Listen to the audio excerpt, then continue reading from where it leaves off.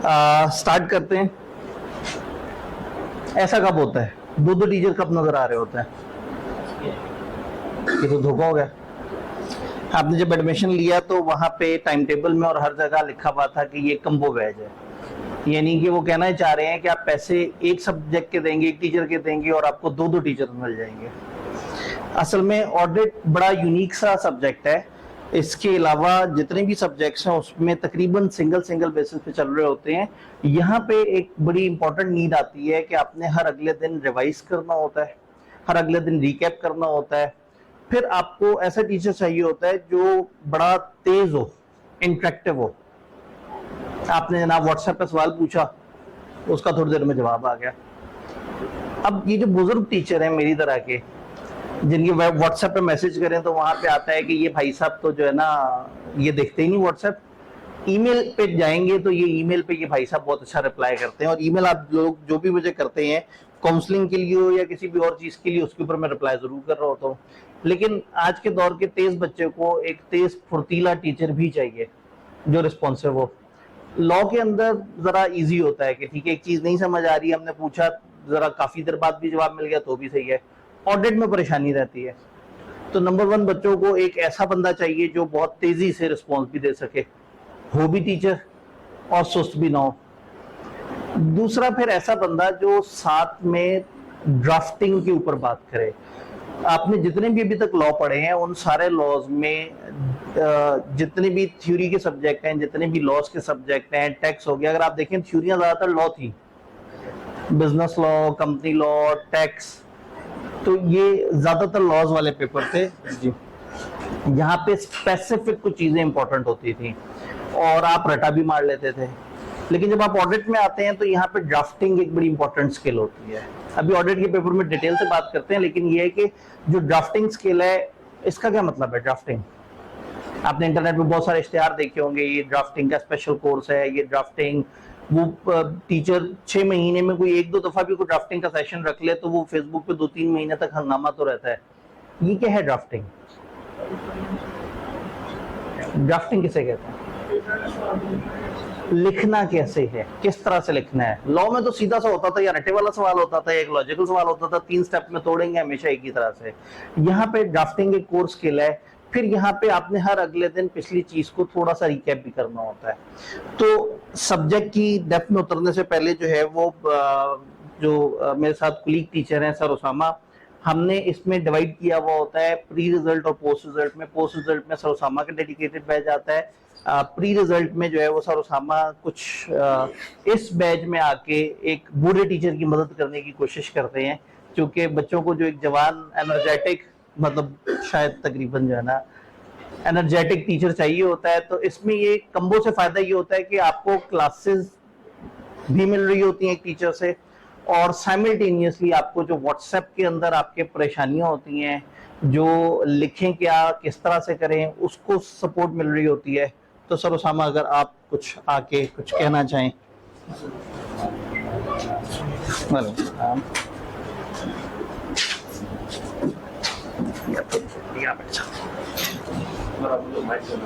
हाँ, ये एक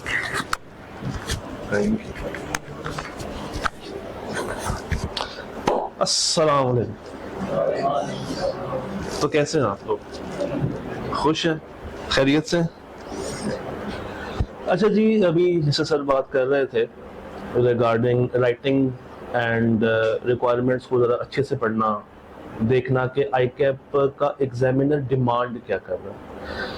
कई जगहों पे एग्जामिनर आपसे हमेशा परेशान रहता है, वो पूछता है एक्सप्लेन करो। वैसे एक्सप्लेन का मतलब क्या होता है? एक्सप्लेन को आप क्या डिफाइन करेंगे सर?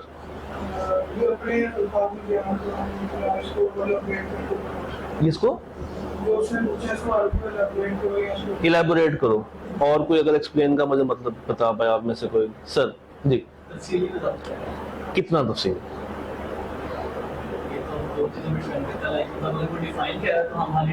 ठीक है, ठीक है, बिल्कुल ऐसी, बिल्कुल ऐसी क्वेश्चन और उसके जो अंदर क्वेश्चनिंग वर्ब्स होते हैं उसको अंडरस्टैंड करना कि वो चाह क्या रहा है।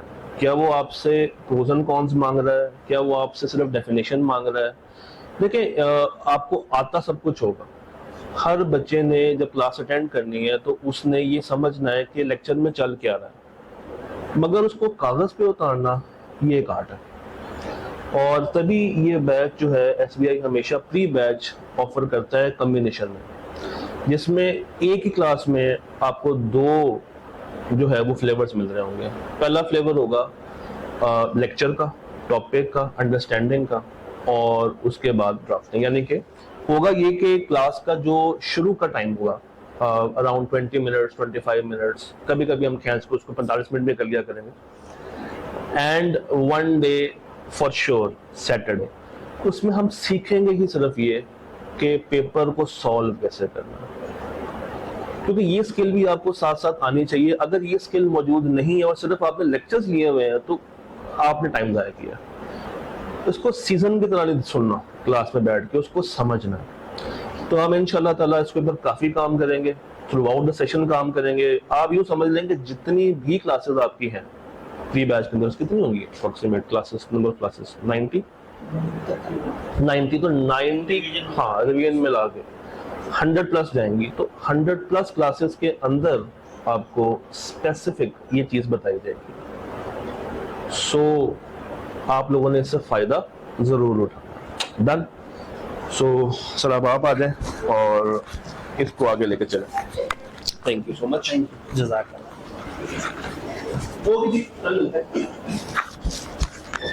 इंशाल्लाह, थैंक यू। नहीं जी, तो आप जो है वो फूल भरे मोती भरे अल्फाज सुन रहे थे सर उसामा के। असल में वो ज़रा थोड़े ज़्यादा हम्बल आदमी है, तो वो बस हल्के तरीके से इंट्रोड्यूस उन्होंने कराया।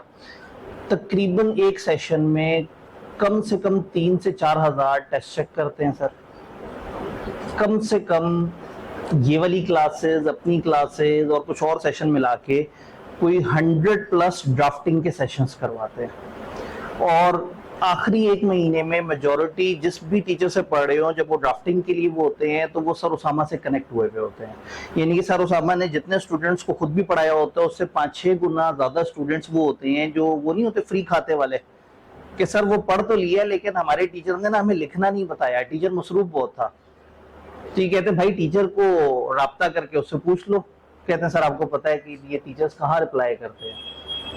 मतलब मैं भी उस तरह के कुछ गलत टीचर्स में से हूँ। असल में बात ये है कि हम रिप्लाई करते हैं लेकिन हर किसी ने ना अपना अपना एक मैकेनिज्म डिफाइन कर लिया है।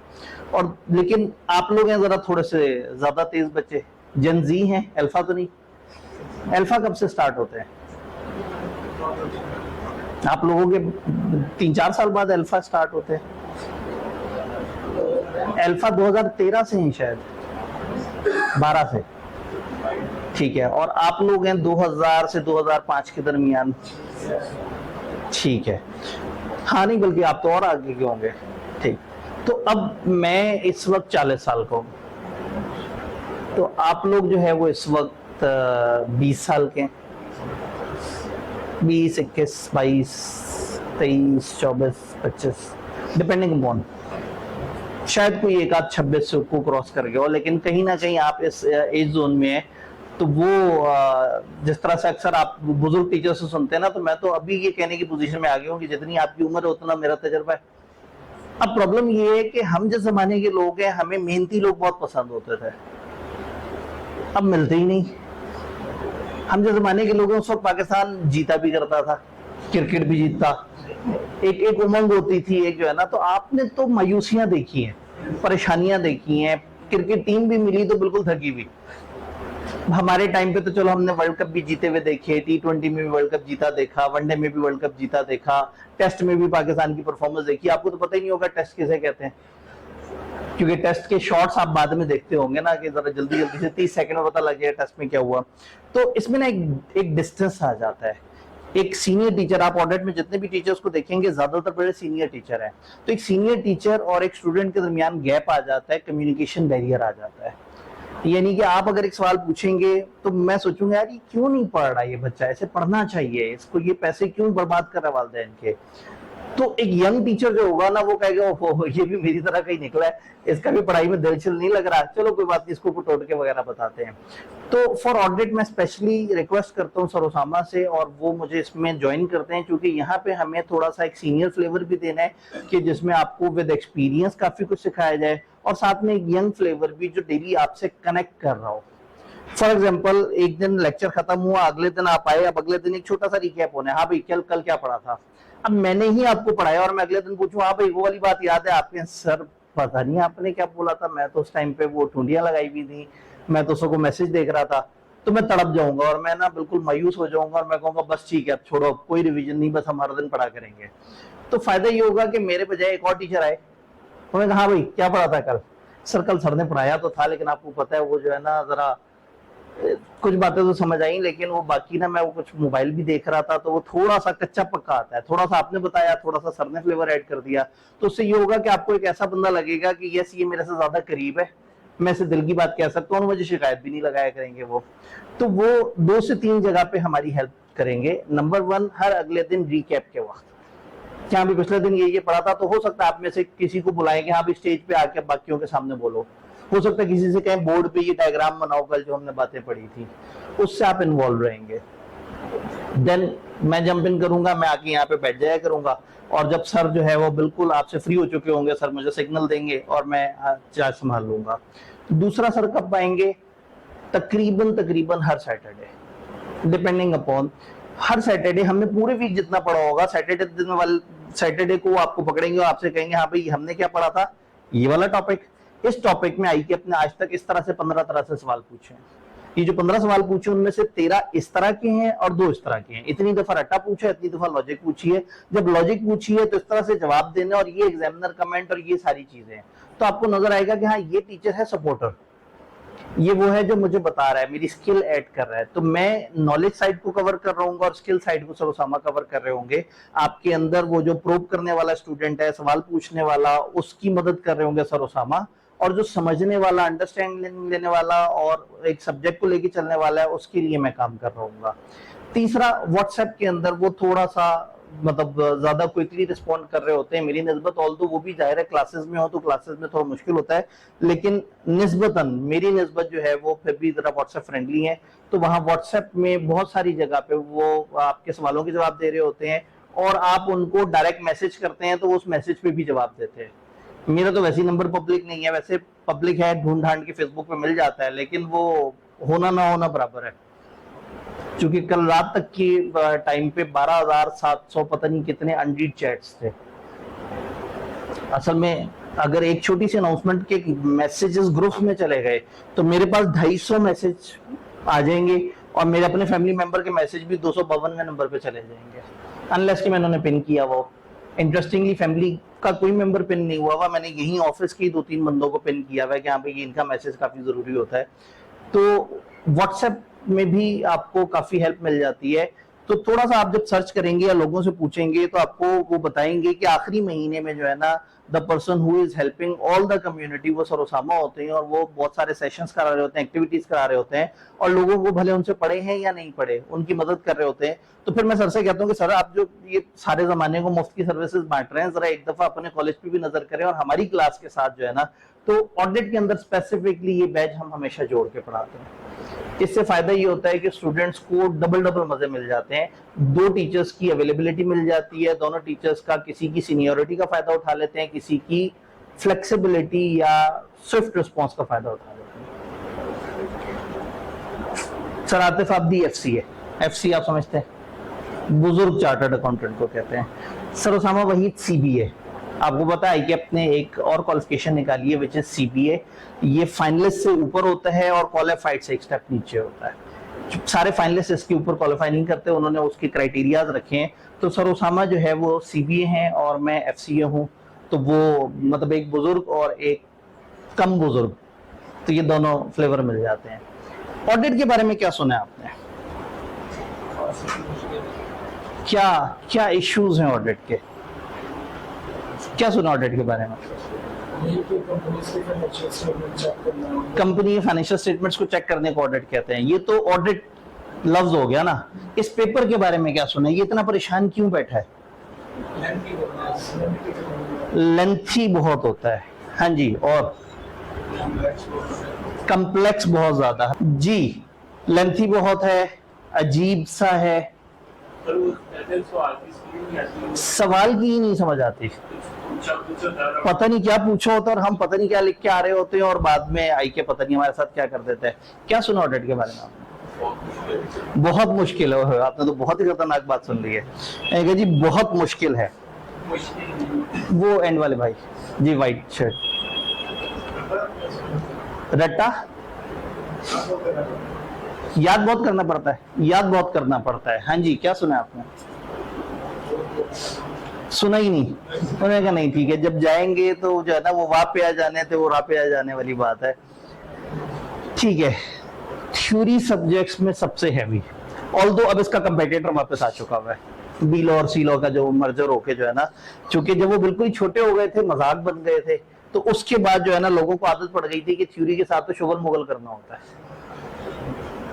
भाई पीआरसी में आपको मिला इंट्रोडक्शन टू बिजनेस और मिला इंट्रोडक्शन टू अकाउंटिंग, दोनों मिलते जुलते नाम थे, तो सेम टाइम ही लगाया होगा। दोनों के पास होने पे एक पेपर पास होता है। इंट्रोडक्शन टू बिजनेस पे पास होने पे शर्मिंदगी होती थी, ये आधा पेपर पास होता था, पूरा पास होता था, तो दोनों पे टाइम तो बराबर लगाया होगा ना। अच्छा चलो, इंट्रो टू अकाउंटिंग में इंट्रो टू बिजनेस से 10 घंटे ज्यादा लगा दिए होंगे,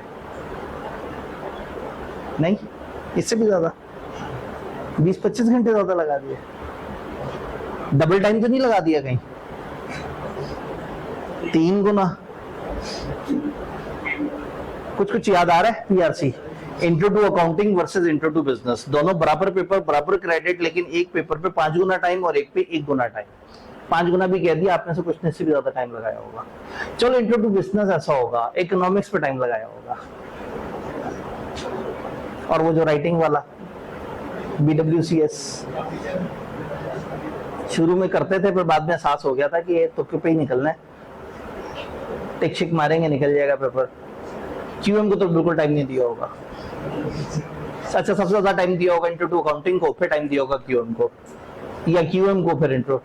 ये बेचारे थ्योरियां कहाँ हैं? चलो आगे चलते हैं। FR1 और बी लॉ जब इकट्ठे मिले, बराबर क्रेडिट था, दोनों के पास होने पे एक पेपर पास होता था, टाइम किसको मिला? थोड़ा आगे आ जाते हैं। कमती लॉ आपको मिला FR2 और CMA के आसपास, किसको टाइम मिला? तो समझ आया आप थ्योरी के साथ करते क्या है। बट ऑडिट भारी पेपर है। अगर आप पूछेंगे कि जी कैफ के भारी पेपर बताएं, तो अब इस वक्त ग्रुप A इजी हो गया है सिवाय लॉ के, अब लॉ वहां पे भारी पेपर बन गया है, लेकिन ग्रुप B में हल्का ही कोई नहीं है, सारे भारी पेपर है। तो इन भारी पेपरों में ऑडिट अच्छा खासा भारी पेपर है। ये इतना मुश्किल नहीं है, लेकिन हमारा एटीट्यूड इसे मुश्किल बना देता है, क्योंकि हमने थ्योरियों के साथ वो किया होता है जो बंदा जो है वो क्या कहते हैं, वो जो मोहसिन नकवी इंडिया के साथ करता है, वो ट्रॉफी को लेके। तो इधर वापस आते हैं, बेसिकली ऑडिट की परेशानियां क्या हैं, स्टेप बाय स्टेप समझने की कोशिश करते हैं। अंडरस्टैंडिंग द कॉन्सेप्ट बड़ी बदतमीजी की बात है, समझना पड़ेगा। ऐसे थोड़ी होता है सी लॉ समझ आता था, नहीं आता था क्या करते थे, रट्टा मार लेते थे। बी लॉ में अच्छे खासे ऐसे चैप्टर होते थे, रट्टा मारो चल जाएगा काम। ये अजीब सी बात है, जिस टीचर ने कहना शुरू कर दिया understanding the concept. Audit pure logical subject है, समझने के लिए प्योर प्रैक्टिकल सब्जेक्ट है। फर्ज करें आप में से एक ऐसा स्टूडेंट हो जो हर दिन सारे लेक्चर अटेंड करे, कभी घर जाके ना लिखे, कभी याद ना करे, कभी नोट्स ना बनाए, कभी ड्राफ्टिंग भी अटेंड ना करे। वो 6 महीने बाद पेपर में पहुंचेगा, पेपर देख के उसको आधे से ज्यादा फिर भी आता होगा।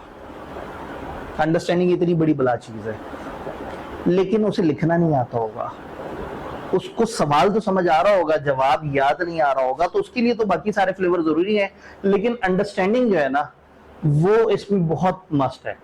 तो ऑडिट में मैं आपको ये सजेस्ट करूंगा कि आपने एक्टिव रहना है, साथ साथ चलते रहना है। मैं पिछले सेशन में बड़ी खुशी होती थी, आखिरी दिन तक 90-95 बच्चे रेगुलर आ रहे थे। नॉर्मली लास्ट डेज में, आखिरी एक मंथ में 1/3 से भी नीचे चली जाती है तादाद। बट लास्ट टाइम फिजिकल जो बच्चे थे उनकी एक अच्छी तादाद एंड तक फिजिकल आ रही थी। अभी आप थोड़ा थोड़ा सा आगे जाएंगे तो आपको सब्जेक्ट से मोहब्बत होना शुरू हो जाएगी। अगर समझ आया वो ऑडिट तो फिर ये काफी मजेदार सब्जेक्ट है। फिर देखेंगे इसकी मिथ्स क्या हैं, क्या परेशानी है। रिटेंशन या माइंड मैप्स बनाने पड़ते हैं। ये लॉ वाली रिटेंशन नहीं है कि मैं आपको वो रजिस्टर बनाओ और लिख लो सारा का सारा। वो थे ही चुन्नू मुन्नू से सब्जेक्ट 70 सब्जेक्ट में खत्म हो जाते थे। बीलो सीलो को जोड़ने से भी थोड़ा सा ज्यादा ऐड कर लिया। ऑडिट इतना बड़ा पेपर है तो लेंथ इसकी ज्यादा है। पहले दिन से हमें अलर्ट रहना होगा। पहले दिन से आपको शायद याद हो बीलो सीलो में अगर कभी मिले हो तो मैंने कहा था बस 50 मिनट पढ़ लें बहुत है, 4 दिन पढ़ लें काफी है, 5वें दिन टेस्ट कर लेंगे, 6ठे दिन आईएसी कर लेंगे। और उसमें भी कोई एक आध गवर्नमेंट की छुट्टी आ जाती थी। लेकिन यहाँ ये मजाक नहीं है। यहाँ पहले दिन से ही हम 6 डेज अ वीक मिल रहे होंगे, डबल डबल फ्लेवर के साथ मिल रहे होंगे। हाँ टेस्ट वगैरह हम बीच में उसमें एडजस्ट कर रहे होंगे और बहुत सारी जगह बहुत सारे टाइम बचा के कुछ स्पेशल सेशंस भी कर रहे होंगे जिसमें हम इसके ऊपर काम करें। तो यहाँ माइंड मैप्स बहुत जरूरी हैं। यहाँ आपने पूरा रजिस्टर पे नहीं देखना, रजिस्टर पे एक नक्शा आना चाहिए। सर ने क्लास में आज जो सारी बातें बताई थी उसको आपने एक डायग्राम बनाया, वो डायग्राम देखेंगे तो आपको पूरा लेक्चर याद आ जाएगा। चैप्टर खत्म हुआ, चैप्टर को सामने रखा है, 1-1.5 घंटे में बैठ के उसके कुछ की पॉइंट्स नोट्स बना दिया। यहाँ ये एक इंपॉर्टेंट स्किल है जो लोग मिस कर रहे होते हैं। तीसरा, आईक्यूब के सवाल। आईक्यूब के सवाल एक या दो पैटर्न के नहीं आते, कम से कम इस पेपर में 11 अलग अलग तरह के पैटर्न्स हैं। जब भी कोई खास ऐसा एरिया आएगा जहां लॉजिकल सवाल का पैटर्न समझना होगा, पहले मैं उसका पैटर्न समझाने की कोशिश करूंगा और फिर ओवर वीकेंड सर ओसामा उसकी राइटिंग में आपको प्रैक्टिस करा रहे होंगे कि इस तरह के सवाल को स्टार्ट कैसे करना है, दरमियान में क्या लिखना है, एंड पे क्या लिखना है। राइटिंग इश्यूज, चलो सवाल तो समझ आ जाए, लिखें कैसे। सीलो में रटा चल गया था, बीलो में रटा चल गया था और जो लॉजिकल सवाल थे खास पैटर्न था, 3 हेडिंग्स बना के कुछ ना कुछ चल जाता था काम। नहीं तो एमसीक्यू भी होते थे, वो भी नंबर दे देते थे। यहाँ पे राइटिंग बड़ी इंपॉर्टेंट है। अगर आपको लिखना नहीं आता तो आप फिर फरे। ये वाहिद पेपर है कैफ में जिसमें आपको जगह जगह इंटरनेट पे आवाजें लगेंगी कि आओ ड्राफ्टिंग सिखाएं, ड्राफ्टिंग का सेशन ले लो। ड्राफ्टिंग जरूरी है क्योंकि यहाँ राइटिंग एक बहुत अहम की चीज है और इसलिए हमने हफ्ते में एक दिन प्योरली डेडिकेट किया हुआ राइटिंग के लिए। अनलेस कि कोई ऐसा चैप्टर गुजरा हो जो बिल्कुल रट्टे वाला है तो उसमें शायद आपकी बचत हो जाए। तो उसमें फिर हम कोशिश करेंगे कि एक एक्स्ट्रा दिन बनाने की, हम उस सैटरडे पे टेस्ट कर लेंगे ताकि अगला वीक हमारे पास फुल अवेलेबल हो जाए अगले बड़े टॉपिक के लिए। चैप्टर बाय चैप्टर अप्रोच वाला, चैप्टर बाय चैप्टर अप्रोच। लोग सारे चैप्टर्स को रटा मारना शुरू कर देते हैं, अचानक टीचर कहता है नहीं नहीं ऑडिट लॉजिकल है। लोग सारे चैप्टर को लॉजिकली लेके चलना पढ़ते हैं, टीचर कहता है कि पेपर में 25-30 नंबर का रटा भी आता है तो बच्चा सर पकड़ के बैठ जाता है कि मैंने रटा लगाना है या लॉजिक की तरफ जाना है। Chapter by chapter approach, her chapter का अपना मिजाज है। तो हम पहले दिन समझेंगे कि हर चैप्टर का कितना पोर्शन याद करने वाला है, कितना पोर्शन लॉजिकल, और मैं हर चैप्टर जब स्टार्ट करूंगा मैं आपको याद कराऊंगा कि इसमें इतना पोर्शन रटे वाला है, इतना लॉजिकल। आज भी ये टेबल डिस्कस होगा, मिड ऑफ द सेशन पे डिस्कस होगा और एंड ऑफ सेशन पे भी हम कुछ एक्टिविटी करेंगे। उस वक्त भी मैं आपको बताऊंगा कि कौन कौन से चैप्टर्स का क्या मामला है। अभी थोड़ी देर तक इस तरफ आते हैं। अब असल विलन आएगा, न्यूमेरिकल पड़ोसी। FR1 और लॉ में, लॉ को एक न्यूमेरिकल पड़ोसी मिला था FR1, उसको कंपनी लॉ को 1 या 2 मिल गए थे। इसके इर्द गिर्द सोचें चल क्या रहा है। ग्रुप बी के 4 सब्जेक्ट्स कौन से हैं? CPR, सर ये कौन सा पेपर है? FR2 कॉर्पोरेट रिपोर्टिंग, CPR अखीर न्यूमेरिकल है, मैक मैनेजमेंट अकाउंटिंग मैक्सिमम न्यूमेरिकल है और न्यूमेरिकल्स में भी अच्छा तगड़े वाला न्यूमेरिकल। BIA आधा न्यूमेरिकल आधा थ्योरी और अगेन वहां पे भी आपकी मोहब्बत न्यूमेरिकल। तो इन सारे पेपर्स में अकेला ऑडिट खड़ा हुआ है तो इसके पड़ोस में हैं ही सारे अजियत वाले पेपर्स। और जब इतने अजियत वाले पेपर हैं तो फिर दिल करता है कि बंदा उनको ज्यादा पहले तैयार रखे, ऑडिट बेचारी की बारी बाद में आ जाती है। अगर आपको कोई बच्चा मिलता है ना कि मेरा ग्रुप ए का एक पेपर रहता है, 80% चांस है वो ऑडिट रहता होगा। इसलिए नहीं कि मुश्किल था, इसलिए कि उसने टाइम ऑडिट को कम दिया था। टाइम को भी समझने की कोशिश कर लेते हैं थोड़ा सा। FR1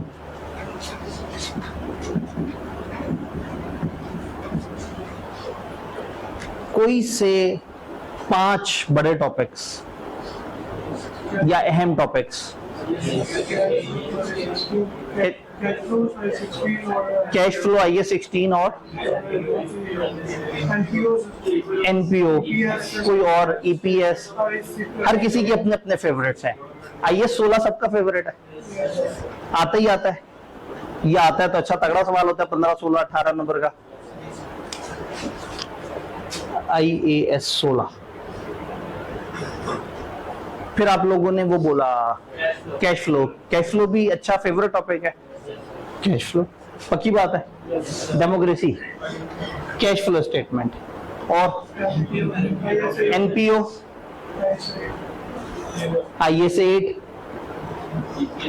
PPS. चले IAS 16 के मैं रैंडम सैंपल लेता हूं।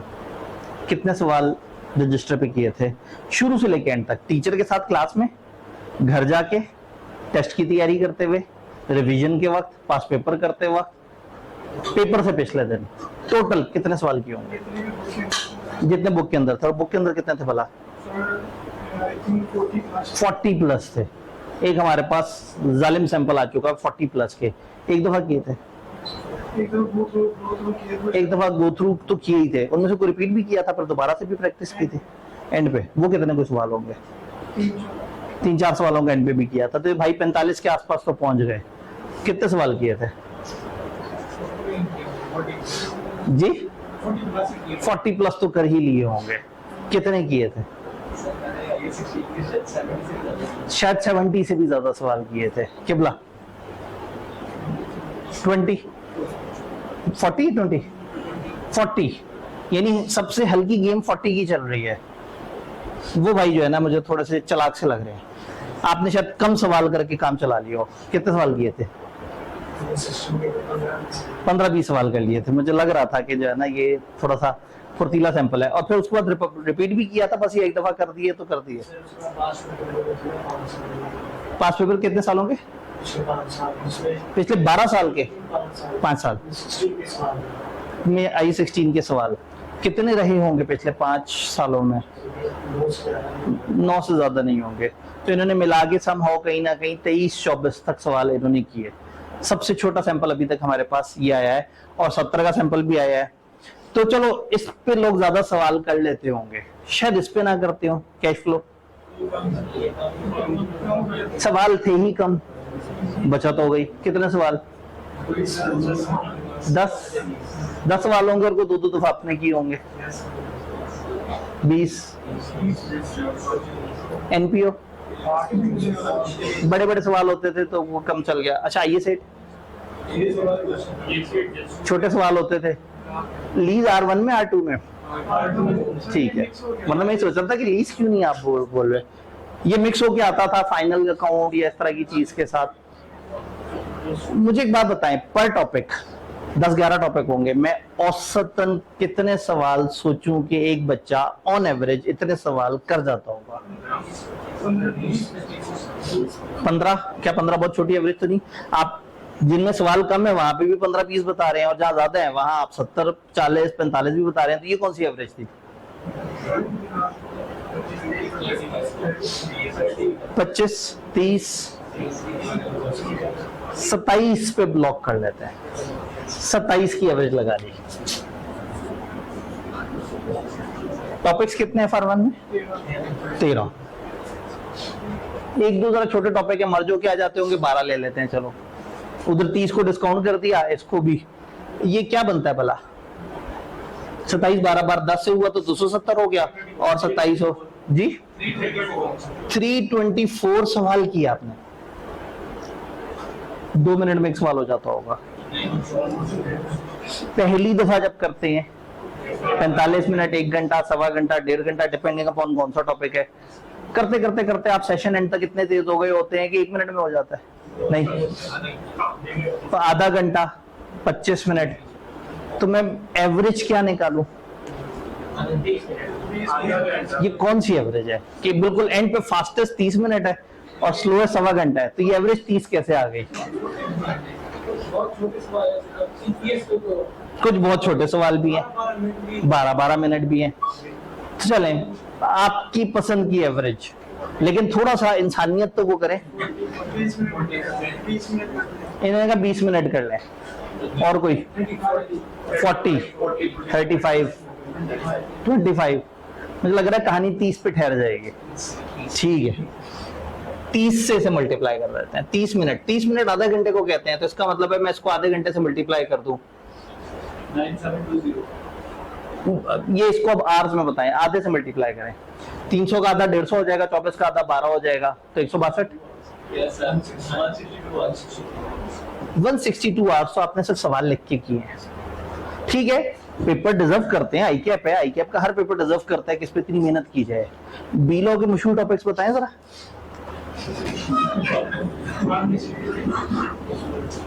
Partnership, contract act, negotiable instruments. Silo के भी अहम टॉपिक बताई दे लगे तो। Director, meeting, winding up. चले, डायरेक्टर के कितने सवाल लिख के किए थे?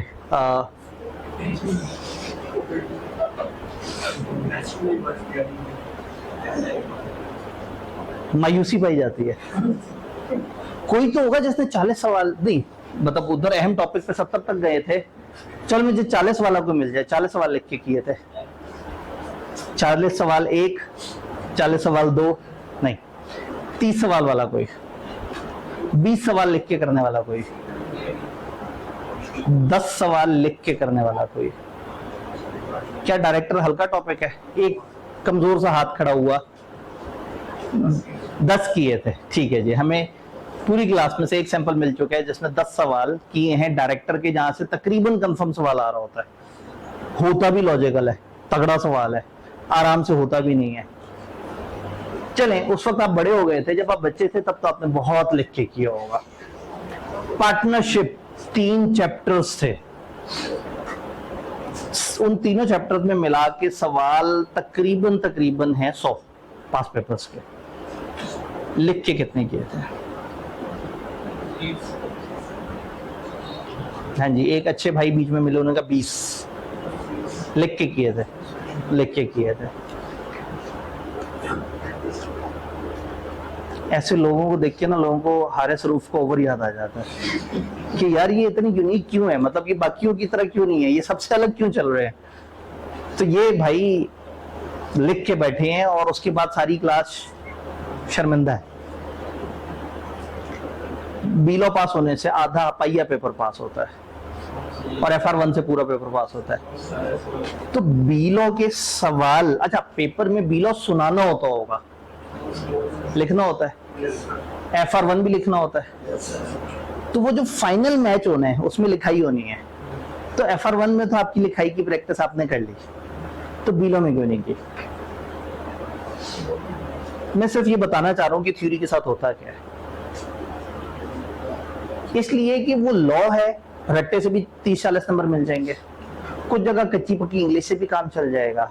अब आया असली वाला थ्योरी पेपर, ये लिखना पड़ेगा। तो अब चूंकि आदत नहीं बनी हुई, आप CPR तो लिख के कर रहे होंगे, मैक लिख के कर रहे होंगे, ऑडिट में आके सोचेंगे बस ठीक है सवाल पढ़ते हैं, जवाब पढ़ते हैं, काम चल जाएगा। इसलिए फिर लोग ऑडिट में मार खा जाते हैं कि उनकी आदत खराब हुई हुई होती है और वो लिखने के यूज्ड टू ही नहीं रहे होते। तो अब लिखना एक कोर स्किल बन जाएगा। इस पेपर में कोई नया डिफिकल्टी लेवल ऐड नहीं हुआ, आपने सिर्फ उतना करना है जितना CPR के लिए करते हैं, बस। मैं ये नहीं कह रहा ऑडिट को ज्यादा टाइम दे, मैं कह रहा हूँ ऑडिट को मुसावी दर्जा दिया जाए और इसमें वो सूबा सिंध और की तरह इस्लाहात नाफिज की जाए। 14 नुकात याद है? उसमें नहीं होता था फलाना सूबे को फलाना सूबे से अलग कर दिया जाए और उसमें भी बाकी सूबों की मानद, शुमाल मगरबी सरहदी सूबे को जो है वो बाकी सूबों की मानद जो है इसमें वो दिया जाए, दर्जा दिया जाए। तो मैं ये नहीं कह रहा कि ऑडिट को ज्यादा टाइम दे, सिर्फ ऑडिट को उतना टाइम दें जितना आपने R2 को टाइम दिया था। मैं ज्यादा नहीं कह रहा, नहीं सर आप अभी भी ज्यादा कह रहे हैं। आपने थ्योरी जैसी हकीर चीज को, शूदर को आपने ब्राह्मण के साथ खड़ा कर दिया है। अकाउंटिंग्स तो देवता है, तो ग्रुप बी का सबसे टेढ़ा पेपर ऑडिट ही है। वेलकम टू असली वाला थ्योरी पेपर। ये थ्योरी की इस तरह के पेपर ना हो तो थ्योरियां बिल्कुल ही मर जाएं, बिल्कुल ही लोगों के दिल से उतर जाएं। तो आईकैप एक दफा एक ट्रेलर देता है फाइनल में जाने से पहले कि भाइयों अब आपको दिखाते हैं थ्योरी पेपर किसे कहते हैं। और इसका मिजाज बिल्कुल भी मुश्किल नहीं है, नॉर्मल रखा है, लेकिन लोगों ने थ्योरियों को लाइट इतना लिया हुआ होता है कि ये रह जाता है। फिर जो सवाल वगैरह का मसला है, ऑडिट का प्रॉब्लम क्या है, स्टेप बाय स्टेप समझ नहीं आता, समझ आ जाए तो याद नहीं होता, याद हो जाए पेपर में सवाल समझ नहीं आता, सवाल समझ आ जाए जवाब जहन में नहीं आता, जवाब जहन में आ जाए लिखना नहीं आता, हम लिख लेते हैं अगले से पढ़ा नहीं जाता। Understanding, retention, questions, writing issues, इस पूरे कोर्स को इस तरह से डिजाइन किया है कि ये वाला मसला हल हो जाए।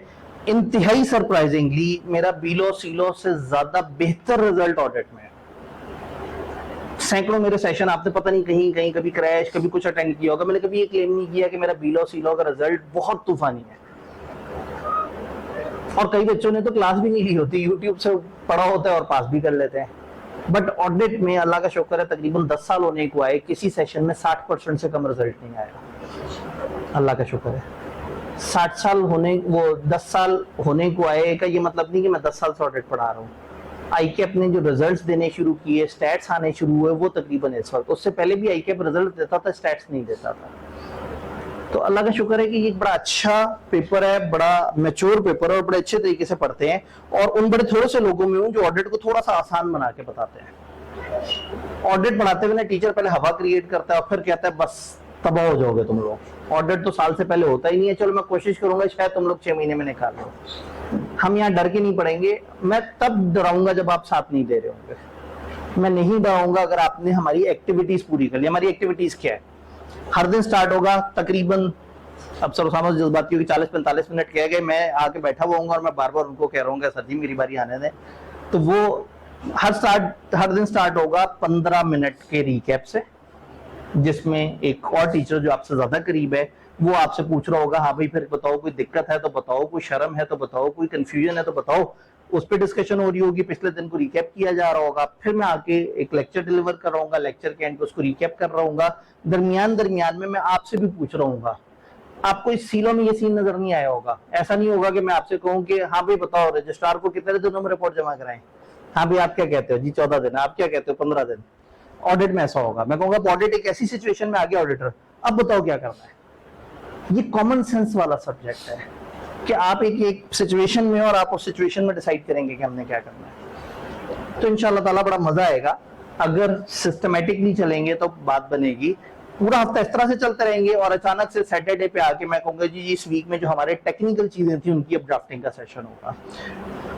देन मंडे को डिपेंडिंग अपॉन हमारा अगले वीक का टारगेट क्या है, हाफ टाइम टेस्ट के लिए और हाफ टाइम क्लास के लिए, और अगर हमारा अगले वीक का टारगेट ऐसा है जो डूएबल है तो हम फिर फुल टाइम भी टेस्ट के लिए करेंगे। आपके पास संडे का दिन प्रिपेयर करने के लिए होगा हमेशा उस टेस्ट के लिए जिसमें लॉजिकल सवाल है। लेकिन अगर टेस्ट है रट्टे वाला, हमने हफ्ते में पढ़ा ही वो वाला टॉपिक है जिसमें सिर्फ रट्टा था, तो फिर ड्राफ्टिंग का सेशन माइनस हो जाएगा और सैटरडे पे टेस्ट देके आप अगले हफ्ते दोबारा से मंडे से अगले बड़े टॉपिक के लिए फ्रेश हो जाएंगे।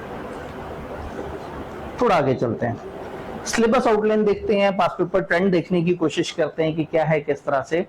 आईकैप सिलेबस आउटलाइन में थोड़ी थोड़ी सी चेंजेस करता रहता है, तो इसलिए शायद ये एनालिसिस उतना इफेक्टिव ना हो, लेकिन हमारे सिलेबस का एक पहला पोर्शन है 15 से 25 नंबर का। ये 15 से 20 नंबर का पोर्शन हुआ करता था और उस वक्त इसमें चीजें थोड़ी सी कम थी। अभी उन्होंने एश्योरेंस के अंदर कुछ चीजें ऐड की हैं। जो ये लाइन देख रहे हैं ये खाली है, ये अभी टॉपिक ऐड हुआ है एश्योरेंस एंगेजमेंट। पहले सिर्फ 2 सफ़े की एश्योरेंस थी पूरी किताब में, अब आईकैप दिल पे ले गया है और एक पूरा चैप्टर है जिसमें एश्योरेंस और रिव्यू के ऊपर काफी डिटेल से बात है। तो ये वाला ब्लॉक मिला के आईकैप ने 15% से 25% कहा है और ऑन एवरेज 16, 15, कभी बहुत ऊपर चला गया 17, 20, तो इसकी एवरेज तकरीबन 20 से नीचे नीचे रहती थी, 18% पे पहुंची हुई एवरेज, वो भी इसने खराब की है इस 25 में। ये सामने मैंने अटेम्प्ट नई स्कीम के मुताबिक दी हुई है। नई स्कीम से मुराद है सन 2021 वाली स्कीम, उससे पहले सिलेबस की ग्रिड बदली हुई होती थी, तो उसको देख के शायद आपको एक मीनिंगफुल नतीजे पे नहीं पहुंच सकेंगे। तो ये हमारी 8 अटेम्प्ट्स हुई हैं जो 2021 से 2025 की स्कीम के दरमियान हुई हैं, और उसके अंदर 15 से 25% अभी लिखा हुआ है, पहले 15 से 20% था, तो आईकेएप ने उसका एहतराम करने की भरपूर कोशिश की है। अब इस पोर्शन में इसके आने की वजह से चीजें बढ़ जाएंगी। इसमें चैप्टर 1 है, 2 है, 13 है और अब 16 भी इसमें आ जाएगा। देन हमारे पास एक ग्रेड आती है बड़ी सरप्राइजिंग सी, एक चैप्टर और दूसरे चैप्टर का सिर्फ एक टॉपिक 3 सफे का अलग ग्रेड बनाई हुई है 15 से 20% की, और अगर आप गौर से देखें तो वो 20 के बहुत बहुत करीब है। बहुत ही को पसंद है उन्हें चैप्टर नंबर 3, हॉट फेवरेट है उनका। एक चैप्टर और समझे 1/5 ऑफ द पेपर, 16 चैप्टर में से एक चैप्टर में से मैक्सिमम पेपर।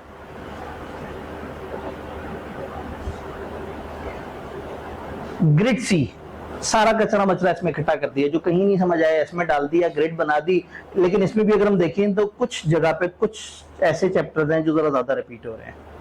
फिर आता है ऑडिट फाइनलाइजेशन का स्टेप। इस सेशन पहली दफा ही अपने से 2 चैप्टर्स में तोड़ा है, वरना ये एक चैप्टर होता था। ये पुराना चैप्टर नंबर 14 कहलाता था। कोई पुराना स्टूडेंट मिले तो आपको कहेगा यार चैप्टर 14 तैयार कर लिया, तो 14 अब 14 और 15 दो में डिवाइड हो चुका हुआ है। और इनकी वेटेज अगर आप देखें 38, 20, 15, 22, 20, 24, 37, 37, 27% की एवरेज तो पिछले सिलेबस में आ रही थी जब इसकी वेटेज ज्यादा नहीं थी, और अब इन्होंने इसकी वेटेज बढ़ा के 25 से 30% कर दी है। तो शायद उन्हें लगा कि हम पूछ तो इतना रहे ही हैं, सिलेबस को इस तरह से कर दे। तो अगर आप गौर से देखें, मैं अगर आपसे कहूं कि जी 4 टॉप चीजें मुझे आइडेंटिफाई करके दें इन सारी लाइंस में, अभी तक 17वां चैप्टर भी है जो आईकेएप कभी सोचता है ऐड कर दे, कभी सोचता ना करे। हो सकता है सेशन के मिड में आके उन्हें एहसास हो कि हाँ दुनिया में ये ऐड हो गए हैं, हम भी ऐड कर देते हैं। खैर वो बहुत ज्यादा मुश्किल नहीं है, लेकिन चैप्टर तो है। हाँ जी, इस ब्लॉक में कोई खास बात नजर आ रही है? Chapter 13 13% of the paper on average.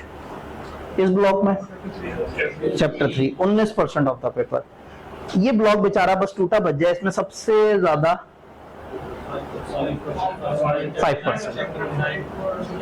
5% यहाँ पे भी है, तो ये 2 हैं जो 5% है। अच्छा, और यहाँ दोनों ही हम लग रहे हैं। तो इसका मतलब है कि थोड़ी थोड़ी सी हमें गेम समझ आना शुरू हुई है। तो इससे पहले कि आप इसको तोड़ फोड़ के खुद से समझें, मैं ही सॉर्ट कर देता हूँ।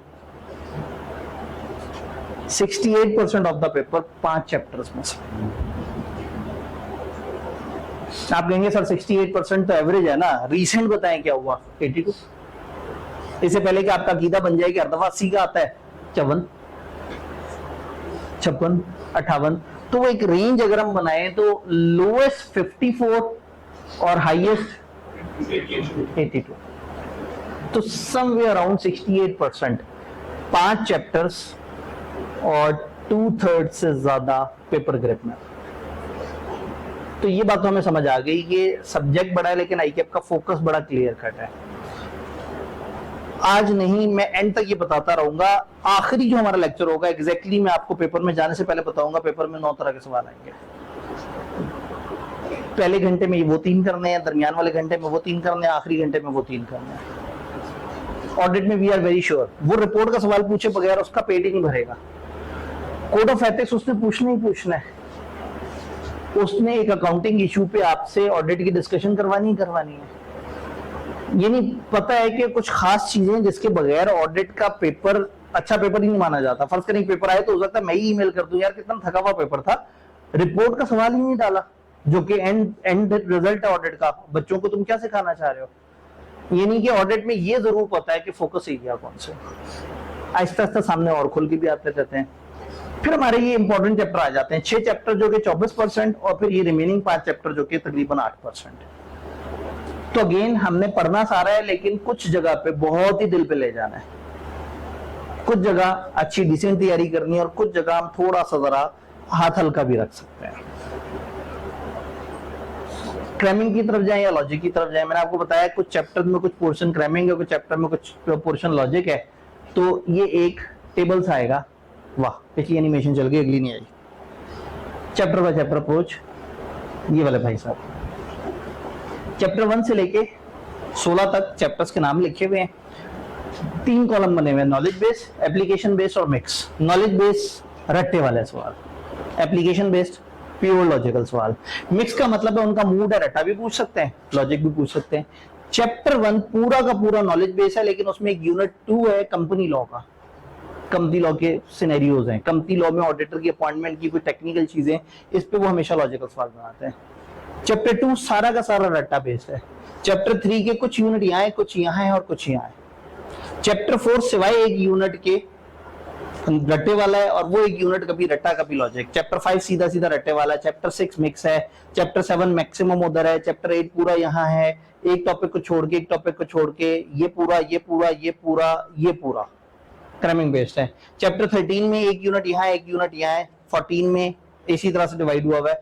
यानी कि हमारा ये सारे कंटेंट डिफरेंट तरीके से स्प्रेड हुए हुए हैं। लेकिन अगर मैं कंप्लीट चैप्टर के अल्फाज ढूंढने की कोशिश करूं, 1 2 3 4 5 6 7 16 में से 7 क्रैमिंग बेस्ड है। ये एक बड़ी अच्छी बात है। यानी वो जो आपकी पुरानी बीलो सीलो की रट्टा मारने वाली आदत है, वो भी काम आ ही जाएगी। अच्छा, फिर कुछ ऐसे चैप्टर हैं जिनमें से सिर्फ एक यूनिट क्रैमिंग वाला नहीं है। ये एक हो गया, दूसरा हो गया, तीसरा हो गया, चौथा हो गया, 4 7 और 4, तो इसका मतलब है 5 ही टेढ़े चैप्टर है जिसमें हर तरह की वैरायटी मिलेगी हमें। बाकी सम हो हम कहीं ना कहीं इसको कवर कर लेंगे, लेकिन आज ये चीज आपको समझ नहीं आएगी क्योंकि भी आपको इन चैप्टर्स के मिजाज ही नहीं पता। जो चैप्टर स्टार्ट होगा मैं आपको बताऊंगा ये यूनिट रट्टे वाले, ये लॉजिकल, और ये वो जहां से आईकेएप मिक्स सवाल भी बना रहा होता है। ऑडिट को पास करने के लिए क्या टिप्स एंड टेक्निक्स हैं, सिर्फ इसको इज्जत देनी है बस। बाकी ये खुद इस काबिल है कि आपको अपनी तरफ तवज्जो बरकरार रखेगा। आपको इसको पढ़ने पे टाइम लगेगा, आपको इसको करने पे टाइम लगेगा, इसका सिलेबस ज्यादा होगा तो आपका दिल करेगा आप इसकी तरफ आए, और इसके बारे में आपको मार्केट में खबरें भारी भारी मिलेंगी। बीलो पढ़ भी रहे होते थे, अचानक से सीनियर कहता था बीलो कौन पढ़ता है, आप सीलो याद कर रहे होते थे, वो कहता है यार क्या पागल हो गए, ये 4 चैप्टर ऐसे ऐसे ऐसे कर लो, यहाँ से सारा पेपर आना है। ऑडिट में जो भी मिलेगा वो पूछेगा हाँ भी कैसे चल रहा है ऑडिट, आप कहेंगे बहुत अच्छा, कहेगा भूल है तुम्हारी, मुझे भी लगता था मुझे बड़ा अच्छा ऑडिट आता है, 6 दफा रोका है। तो आपको ऐसे लोग बहुत ज्यादा मिलेंगे डराने वाले। तो अब मुझे डराने की जरूरत ही नहीं है, आपको ऑलरेडी मार्केट डरा देगी। मार्केट में 2 तरह के लोग मिलेंगे, कुछ वो जो ऑडिट से डराते हैं, कुछ एम्बेसडर्स नस्ल के लोग। आपको तो एम्बेसडर्स क्या करते हैं, सिर्फ एक बच्चे का चैन सुकून छीनने के लिए, अपना 5000 का कमीशन पूरा करने के लिए एक बंदे का माइंड पर बदलने की कोशिश करते हैं। सीए के शुरू में भी ऐसा होता है, अच्छा भला बंदा इंजीनियरिंग में जा रहा होता है, किसी और फील्ड में जा रहा होता है, अचानक से एम्बेसडर आके टकराता है और उसको कहता है तुझे बताऊं सबसे असल अच्छी फील्ड कौन सी है, सीए, जहां 3 साढ़े 3 साल में बंदा बड़ा जबरदस्त चल पड़ता है, अपना 5000 खड़ा करता है, कॉलेज में बच्चा फेंकता है और निकल जाता है आगे।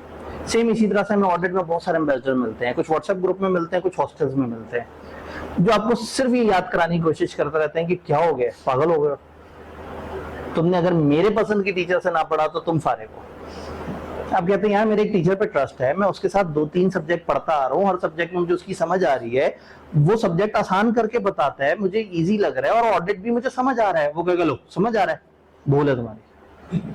तो ऑडिट का सबसे बड़ा अलमिया ये है कि ये अच्छा जा रहा है, ये भी एक अजीब सी खबर है। तो हमारे अक्सर स्टूडेंट्स के साथ ये बहुत बुरा काम होता है कि अचानक से उनका रूममेट ही पूछ लेता है हाँ भाई ऑडिट कैसा चल रहा है, फंस गए हो ना, तो क्या है बेहतरीन ऑडिट चल रहा है, सर की समझ आती है, हाँ जी आती है, पास पेपर होते हैं, हाँ जी हो रहे हैं, तुमने वो नक्शे वगैरह बनाए हुए हैं, वो हाँ जी देखो रजिस्टर भरा हुआ है, रह जाएगा, फिर भी रह जाएगा। कोई ये मानने को ही तैयार नहीं होता कि किसी का ऑडिट अच्छा जा सकता है। तो अल्हम्दुलिल्लाह आपको जब भी कोई एम्बेसडर टकरे तो आपने सिर्फ एक दफा कहना है कि यार आओ बैठो, मैंने आज तक इतने चैप्टर पढ़े हैं, आओ मुनाजरा करते हैं, ये चैप्टर है, ये टॉपिक है, तुम बताओ तुम्हें क्या आता है, मैं बताता हूँ मुझे क्या आता है। और अगर आप नॉलेज में उससे ऊपर है ना, तो फिर उसकी ये बात नहीं सुननी कि वो आपको कहाँ ले जाने की कोशिश कर रहा है। आपको बहुत लोग टकरेंगे इसमें, एक पूरा नेटवर्क काम कर रहा होता है जो हर वक्त लोगों को बस तंग करता रहे कि नहीं भाई जो है ना वो आपने पहली थोड़ी सी टीचर्स हैं, ऑडिट तक जाते जाते ना बिल्कुल कहत आ जाता है। बीलो में देखिए आपको पाकिस्तान में कुछ 40 टीचर्स नजर आ जाएंगे, जब तक ऑडिट में पहुंचता तो पता लगता है गिनती के 4-5 लोग रह गए हैं। अब वो 4-5 लोग जिन कॉलेजेस में हो, जिस सेटअप में हो, वो कोशिश करते हैं जब सारे बच्चे हम 4-5 के पास आ रहे हैं तो वाई नॉट के 2-3 के पास आए, वाई नॉट के हमारे पास आए। तो अनफॉर्चुनेटली जिस लेवल की एम्बेसडरशिप पीआरसी में नजर आती है, आपको ऑडिट में भी उस लेवल की एम्बेसडरशिप नजर आती है। आप जरूर बात सुने लोगों की, लेकिन मनाजरा कर लेना पहले। ये ऐसे ही है जैसे आपके घर एक साहब आए, खटका किया, आपने दरवाजा खोला, उन्होंने कहा जी मैं पास वाली मस्जिद से आया हूँ, मैं तबलीग करना चाहता हूँ, हमारे मुसलमान भाई बहुत बेरा रवि का शिकार है। आपने कहना अच्छा चलो तुमसे एक सवाल है, तुमने तहज्जुद पढ़ी थी? क्योंकि मैंने तो रात तहज्जुद पढ़ी थी। अगर उसने नहीं पढ़ी, अब वो आपको इससे अगली तबलीग नहीं करने वाला। जिसको तबलीग करने आया वो तहज्जुद पढ़ के बैठा हुआ है, और जो तबलीग करने आया है, फिर अगला सवाल आप कहेंगे यार तहज्जुद की नीयत पता है तुम्हें? और इशा के वजू से तहज्जुद हो जाती है, क्या दरमियान में सोना जरूरी है या नहीं है? वो कहेगा अच्छा चलें ठीक है, मैं जरा और लोगों को तबलीग करने चला जाऊं। तो होता ये है कि जब एक बंदा बड़ा सियाना बन के आपके पास आता है, लेकिन आप पक्के होते हैं, आपकी अपनी नॉलेज बेस बेहतर होती है और आप ज्यादा मजबूत मुसलमान होते हैं, तो फिर उसे समझ आ जाता है कि मैं इस पे काम ना करूं, मैं किसी और बंदे पे काम करूं। तो इसी तरह से जब कोई ऑडिट में आके आपको टकराए, चाहे वो ऑडिट में तो रिपोर्ट के अजीब से सवाल आते हैं, आप कहेंगे कौन सा, अनमॉडिफाइड या मॉडिफाइड? मॉडिफाइड की 705 वाली रिपोर्ट या 706 वाली रिपोर्ट? बस उसके बाद उसकी हिम्मत नहीं होगी कि वो एम्बेसडरशिप जारी रखे आपके साथ। तो सिर्फ आपने अपने पांव पे खड़े रहना है, मजबूत रहना है। मैं आज बता रहा हूं, आप बेशक लिख लें अपने रजिस्टर पे, कम से कम हर बंदे को 10 दफा अलग लोग टकराएंगे। क्योंकि मुझे हर सेशन में फील होता है, सेशन के बीच में एकदम से एक अचानक से एक बच्चा कहता है सर मुझे ना ऑडिट में प्रॉब्लम आ रही है, मैं एकदम से अलर्ट हो जाता हूँ। मैं भाई क्या प्रॉब्लम है? सर आप जब क्लास पढ़ा रहे होते हैं ना तो सारा समझ आ रहा होता है। मैं कहा अच्छा फिर? सर फिर आप स्लाइड्स दिखाते हैं। मैंने कहा फिर उसमें कहाँ मसला? नहीं सर वो भी समझ आ रही होती है। जब घर जाके मैं पढ़ता हूँ किताब तो सर वही स्लाइड वाली बातें होती है, वो भी समझ आ जाती हैं। मैं कहा तो दया गड़बड़ किधर है, मतलब बताओ तो सही। सर वो जब मैं पास पेपर्स देखता हूँ और मैं जहन में सोल्यूशन बनाता हूँ और मैं पीछे से चेक करता हूँ तो वो भी बड़ा मैच कर रहा होता है। तो मेरा रूममेट कह रहा है कि ये गलत हो रहा है। वो कह रहा है ऐसा नहीं हो सकता, ये तुम्हें ना तुम गलत फहमी का शिकार हो कि तुम्हें ऑडिट आता है। मैंने कहा मुझे समझ नहीं आ रहा ये पॉजिटिव कम्प्लीमेंट है या नेगेटिव कम्प्लीमेंट? आप ये बताना चाह रहे हो मैं अच्छा पढ़ा रहा हूँ या ये बताना चाह रहे हो कि मैं पागल बनना चाह रहा हूँ? तो मैं इसलिए पहले दिन ये तकरीर कर रहा हूँ कि ये बहुत ज्यादा होता है। और अच्छा भला ये नहीं कि ये जो मैंने आपको 60% बताया ना रिजल्ट, ये 80% हो जाता अगर 20% बच्चे अचानक से बहक ना जाते। देखिए बेंचमार्क क्या है, मतलब वही वाली बात है, आपको जो भी बहकाए आपका बेंचमार्क क्या है? आपको किताब समझ आनी चाहिए, आपको आईकेप ने जितनी भी तरह के सवाल पूछे वो समझ आने चाहिए। हो सकता है आपको बहका के वो कहें वो फलाना टीचर के पास जो है ना वो ऐसी जबरदस्त किस्म की किताबें और ऐसे जबरदस्त सवाल है, उस टीचर ने तो हमें 400 सवाल दिए सिंगापुर की अकाउंटिंग बॉडी के। यार जबरदस्त। पाकिस्तानी आईकेप के कितने सवाल दिए? मगर हाँ हर चैप्टर का एक आध सवाल है। तो भाई हमारी प्रैक्टिस आईकेप से होनी है ना। अब अगर मुझे सिर्फ आपको ये बावर कराना है कि आपको ऑडिट नहीं आता तो मैं आपको टेढ़े से सवाल दे दूं जो आईकेप ने कभी पूछना ही नहीं। आईकेप की सबसे बड़ी प्रैक्टिस क्या है? आईकेप का अपना सवाल। जब मैं आपसे कहता हूँ FR2 की प्रैक्टिस की तो आप ये थोड़ी बताते हैं कि सर कुछ तो दुनिया की अकाउंटिंग बॉडी के 3 सवाल कर लिए। आप कहते हैं सर आईकेप में 17 सवाल थे, मैंने 15 फड़का दिए। 2 सवालों में जो मसला है वो गुप्ता एंड कंपनी वाला सवाल और वो फलाना वाला सवाल। आप तो नाम तक याद करके बैठे होते हैं माशाल्लाह। तो ऑडिट में भी अगर आपको पास पेपर देख के समझ आ रहा है और आप लिख रहे हैं और आपका जवाब मैच कर रहा है तो ठीक है, आपको ऑटोमेटिक भी समझ आ गया कि आप सही जा रहे हैं। तो दरमियान में परेशान नहीं होना, क्योंकि इस सब्जेक्ट पे एम्बेसडर्स बहुत हमला करते हैं, इसलिए कि सब्जेक्ट भारी है और इसका खौफ दिला के आराम से डी-ट्रैक करना आसान है। अगर आप पढ़ते रहे हैं, आपको समझ आ रही है, आप एक टीचर से कनेक्टेड हैं, जिस मर्जी टीचर के पास जाएं, चाहे वो यंग टीचर हो चाहे वो ओल्ड टीचर हो, जिस मर्जी कॉलेज में है, लेकिन जिस टीचर के साथ पहले दिन जुड़े उसके साथ जुड़े जरूर रहना है। प्रॉब्लम ये है कि सब सही भी चल रहा होगा तो कुछ और एम्बेसडर कामयाब हुए होंगे नहीं होंगे, आपको अचानक से मैसेजेस करना शुरू कर देंगे, पूरी फाइलें भेजना शुरू कर देंगे, नोट्स बाय फलाना सर, फ्लो चार्ट बाय फलाना सर, क्वेश्चंस बाय फलाना सर, इंटरनेशनल क्वेश्चंस बाय फलाना सर, ICAW के सवाल बाय फलाना सर। और आप कहेंगे यार मैं तो नाकाम आदमी हूँ, मुझे तो आईकेएप के सिर्फ 22 सवाल सही से समझ आए हैं, आईसीडब्ल्यू लेवल का तो सवाल ही नहीं आया। अगर आईकेएप ने ऐसा पूछ लिया, भाई जिसने 22 सवालों में नहीं पूछा वो 23वें में क्यों पूछेगा?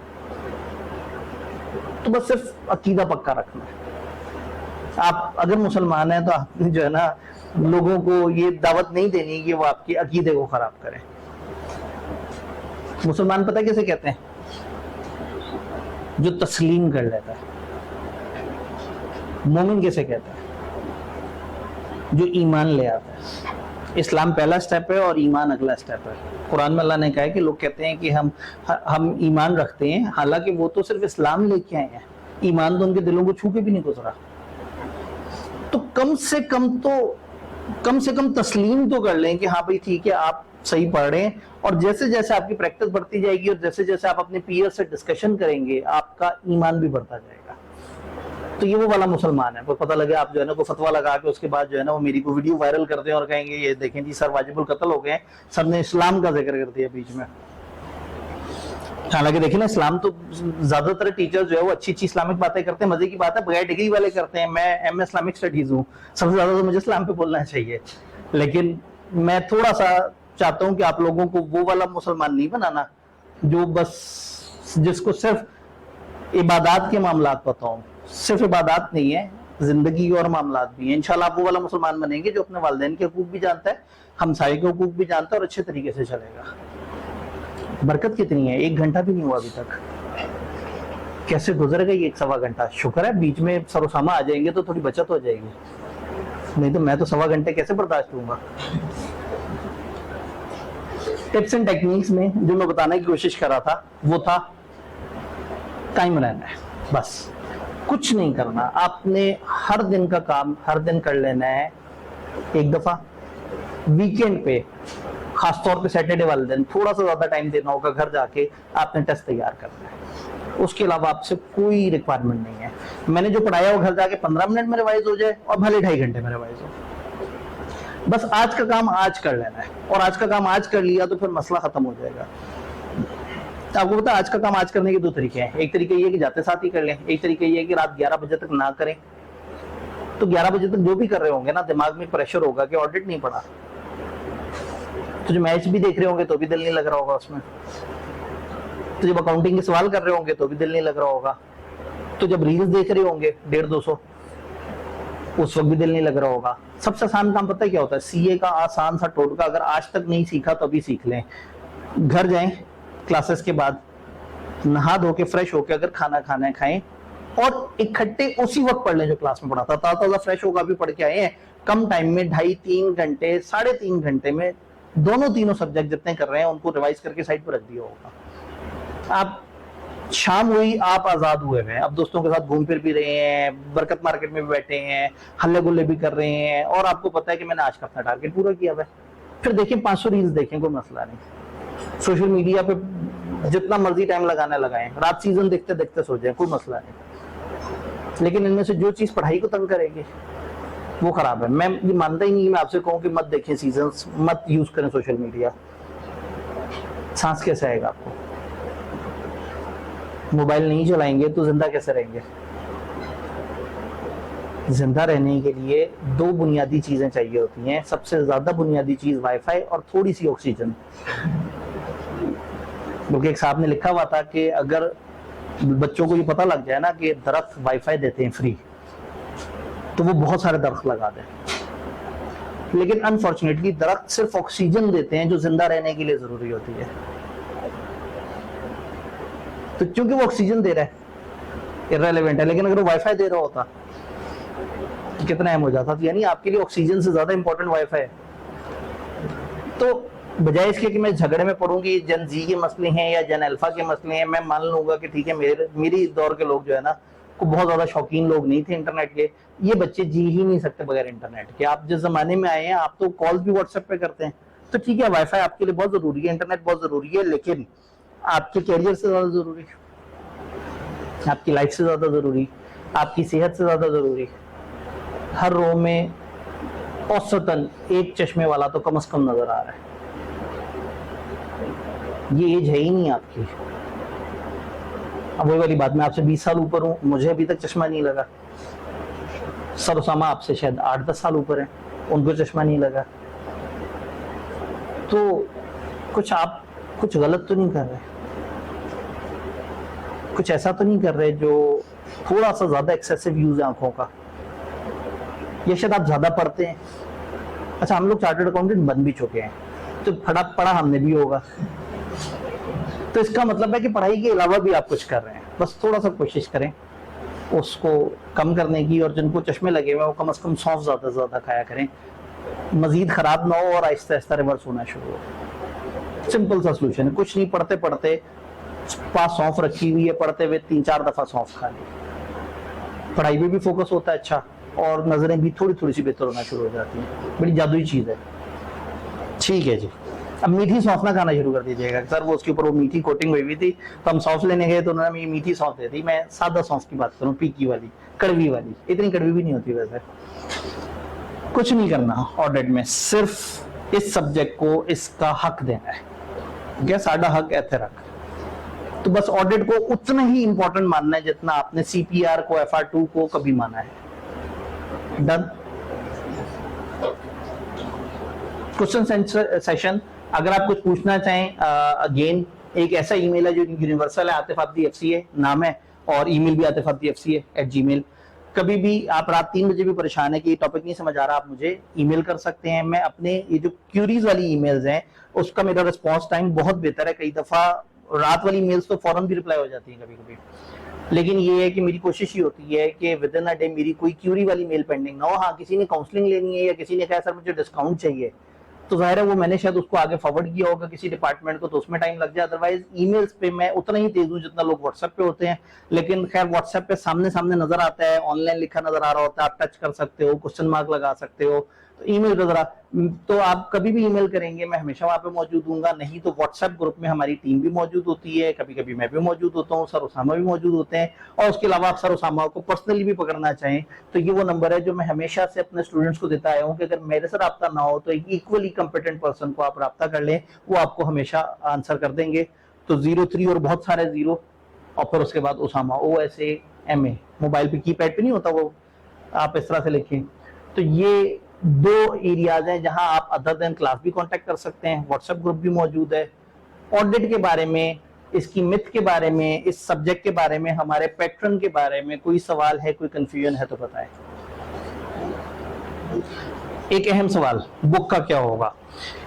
चूंकि नई स्कीम आई है और इन्होंने कुछ चेंजेस की हैं, अगर आप में से किसी कोई ऐसे हैं जो ऑडिट दोबारा पढ़ना चाहें या पढ़ रहे हो, होगा भी तो कोई शायद हाईलाइट ना करे, हो सकता है ऑनलाइन में कोई सुन रहा हो, जो ऑडिट रिपीट कर रहे हैं उनको मैं बता दूं, चैप्टर 1 में 2 सफ़े की एश्योरेंस होती थी, वो उन्होंने एंड पे डाल दी है चैप्टर 16 में। उसके अलावा हमारे पास चैप्टर 7 के आसपास डाटा एनालिटिक्स के ऊपर 3-4 सफ़े ऐड किए हैं।